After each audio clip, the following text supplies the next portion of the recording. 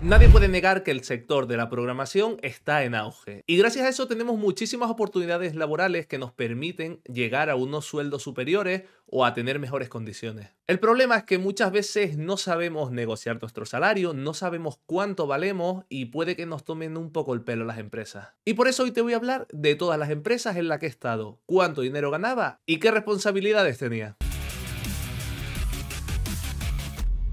Hola, soy Aris, tu desarrollador Android favorito, y hoy vamos a hablar de los sueldos. Y es que hace unos días mi Dude puso este tweet y se ha viralizado bastante, entonces me parece un tema súper importante hablar y no sé por qué hay tanto tabú, no sé por qué hay tanto miedo, porque al final el ocultar los sueldos solo va a beneficiar a las empresas. Si por el contrario tú sabes cuánto ganan tus compañeros o cuánto gana la gente que tiene un trabajo similar a ti, puedes luchar por una mejoría salarial. Así que este vídeo va a ir sin tapujos, voy a contar realmente lo que ganaba exactamente en cada empresa, todo lo que hacía y demás. Lo único que no voy a dar son los nombres de cada una de las empresas, pero obviamente si miras mi LinkedIn y ya de paso me sigues por ahí, no hay que ser muy listo o muy lista para saber qué empresa corresponde a cada sueldo. Voy a dar el salario anual en bruto, es decir, sin pagar impuestos, lo que aparece en el contrato, y luego te voy a decir cuánto llega mensualmente a mí, es decir, con los impuestos, pagando seguridad social y pagando todo. Y la moneda que voy a usar obviamente es el euro, así que si queréis convertirlo a dólares es un poquito más. Vamos con el primer trabajo. En este estoy muy agradecido porque realmente me dieron la primera oportunidad laboral de mi vida, ¿vale? Ya había hecho prácticas,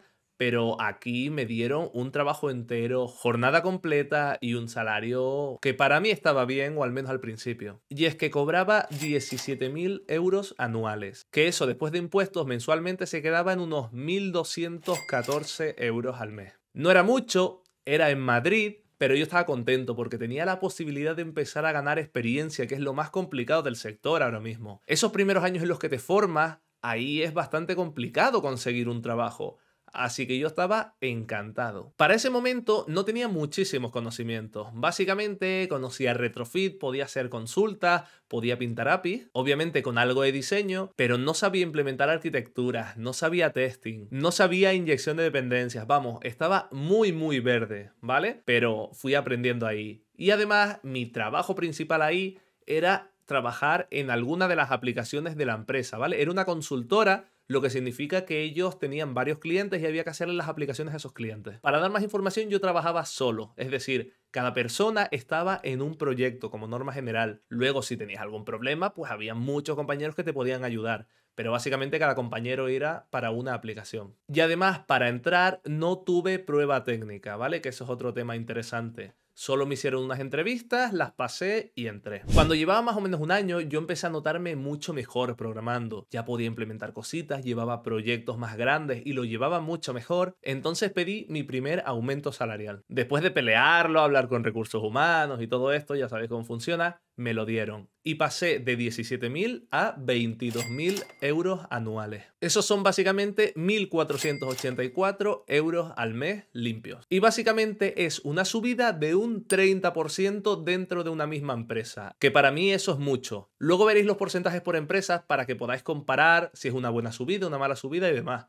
Pero para mí era una subida espectacular. Pasados 2 años, un amigo me avisó para que fuera a su empresa y empecé con el proceso. Esta vez ya tenía que hacer una prueba técnica. ¿Cuál era? Pues una muy básica o una muy típica, mejor dicho, ya que era un pinta API. Recibías un listado, lo pintabas en un Recycler View y ibas al detalle, el típico Master Detail. Mientras hacía este proceso yo ya tenía más conocimientos, es decir, ya podía hacer peticiones REST, sabía de arquitectura, sabía de Git también, inyección de dependencias y lo típico necesario para un trabajo ya de Mid, ¿vale? Yo entré aquí también como Mid, porque al final obviamente entré, pero seguía sin saber testing, por ejemplo, para que os hagáis una idea. En esta empresa ganaba anualmente 32.000 euros, o lo que es lo mismo, una subida del 46% respecto al trabajo anterior. Y esto mensualmente se quedaba en 2.039 euros al mes limpios. Este sueldo ya para mí era una burrada, yo estaba encantado, pero encima me salió la oportunidad de irme a otro país con esta empresa a montar la sede allí. Entonces, cuando tú te vas a otro país, tienes como unos bonos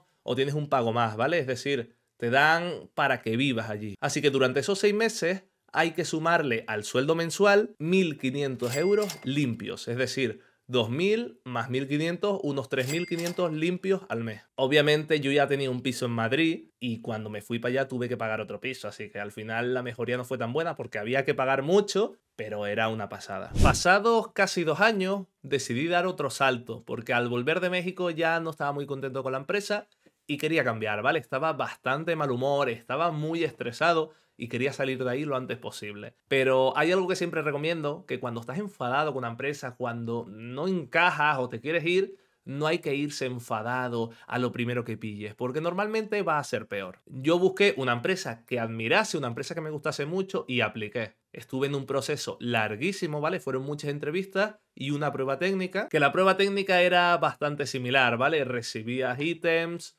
tenías que ir a un detalle y un poquito de lógica, así que era un poquito más compleja. Aquí mis conocimientos eran bastante similares, ¿vale? Obviamente seguía sabiendo de arquitecturas, quizás mejor, de Git, desarrollo, era bastante ágil ya, pero seguía sin saber hacer test y sé que era un peso que me estaba ahí jodiendo mucho. Pero por suerte entré en la empresa y aquí tuve una subida de un 31%, ya que empecé a ganar anualmente 43.000 euros, o lo que es lo mismo, 2.620 euros al mes limpio. Obviamente también entré como mid, ¿vale? Es decir, seguía sin ser senior, pero ya con conocimientos bastante sólidos, creo yo. Aquí empecé a trabajar en equipo, ¿vale? Ya que en las empresas anteriores siempre trabajaba yo en una parte del código. Por ejemplo, en la anterior, que ya no era consultora y era producto, todos trabajábamos obviamente en la misma aplicación, pero cada uno trabajaba en una de las partes. Pero cuando llegué a esta empresa, yo tenía un compañero y montamos toda la aplicación desde cero y eso fue una maravilla porque ahí fue donde más aprendí. Obviamente esta empresa también es de producto, ¿vale? Es decir, la primera empresa fue consultora y las siguientes siempre han sido producto. Yo ya intento no ir a consultora, me gusta mucho el producto, así que siempre estoy en este tipo de empresas. Al pasar 2 años más o menos, yo me quedé solo en el proyecto, entonces tenía más responsabilidades y pedí un aumento. Yo había hecho un career path, es decir, había hecho como una ruta de aprendizaje para seguir subiendo de nivel internamente en la empresa y al final me dieron una subida. Pasé de 43.000 a 49.000 o lo que es lo mismo, unos 2.900 y pico euros al mes. Y esto equivale en una subida del 14% respecto al sueldo anterior. Así que lamentablemente las subidas dentro de una misma empresa suelen ser inferiores a cuando cambias de trabajo. También es normal porque una empresa en la que ya estás trabajando no puede subirte el sueldo un 50%, pero si tú vas a otra empresa que tienen otro salario, quizás sí. No digo que sea bueno ni que sea malo, ¿vale? Digo lo que yo he vivido y mi experiencia.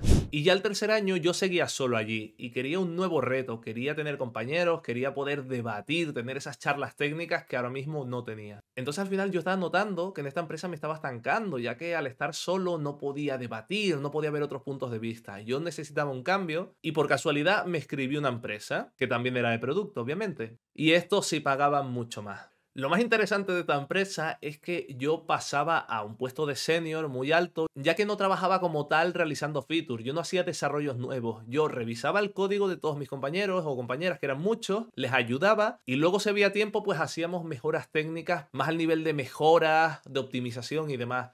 Pero no tenía como sprints, no tenía funcionales de hay que hacer esta feature o lo que sea. Entonces ese trabajo me gustaba muchísimo. Y casualmente no tuve que hacer prueba técnica, simplemente fui hablando con el equipo del core, que era en el equipo en el que entré, y encajamos muy bien y me hicieron la propuesta. Ahí pasé de los 49.000 que tenía en la empresa anterior a 68.000 euros anuales. Es decir, una subida del 39%. Y es muy grande y sobre todo ya a estos niveles, ya que mensualmente eran casi 3.900 euros al mes.